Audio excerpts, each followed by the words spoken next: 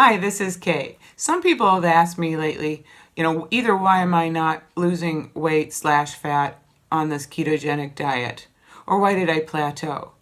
First of all, there's one thing, since I've known since way before Atkins, probably since I was a kid, that when you lose fat, initially, you don't shrink.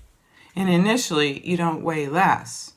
And this is besides muscle weighing more than fat. And, when you go on a really great effective diet, you might gain muscle and lose fat. So you may, you can't go by weight, but you need to go by measurements. But when the fat first leaves your fat cell, it must replace that area with water.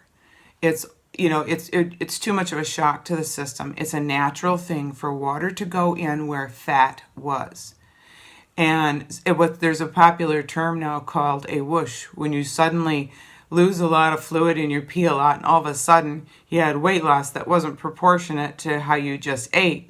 Well, what happens is, at some point when your dirty body darn well pleases, it's going to flush that water that was there as like holding the place where the fat was.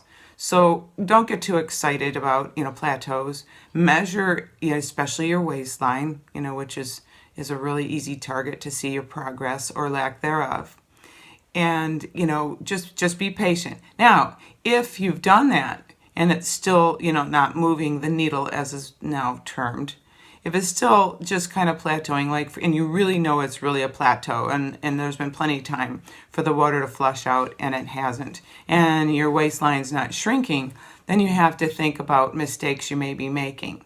First of all, I can't tell you how many people I talk to that have heard not to eat in between your meals and to eat in a small eating window, a length of time in your day where you eat, all your meals and how many hours they're contained in. But they pick and they graze. And every time you eat like that, you stimulate an insulin response.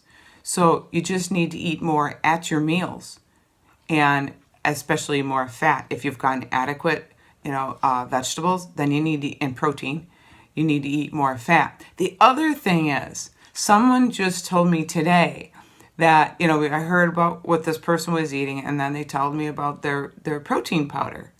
And their protein powder has, one serving has 4 grams of carbohydrates. Each gram translates to 4 calories. So that's 16 calories of carbohydrates in their protein powder. And to top it off, another warning: watch out for excess protein, because excess protein that your body either didn't digest and assimilate or didn't need and use will turn to sugar. So you need to keep your protein per meal moderate, like the size of a deck of cards. If you're not real active, maybe 20 grams. If you're real active, well, you're one of those people that can even handle more carbs and stay in ketosis if you're a super athlete. So those are some of the reasons for the plateaus, the apparent plateaus. Those are some of the places that the hidden carbs are. Watch out for, too many nuts. You like a little bit of nuts, you won't notice the carbs. Watch out for dairy. Butter is an exception because it doesn't have the carbs, and ghee, which is clarified butter.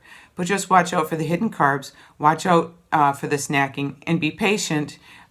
Give your body at least a good few days to recognize that you may have lost some fat within the fat cells, and measure your waistline. So I hope that helps you guys out there, and I hope it clears some things up. And maybe I'll have to write less email responses because I made this video. So I wish you all well, and just work smarter than hard. It really pays off. Just figure it out and you learn the tricks. Okay, have a good day. Thanks.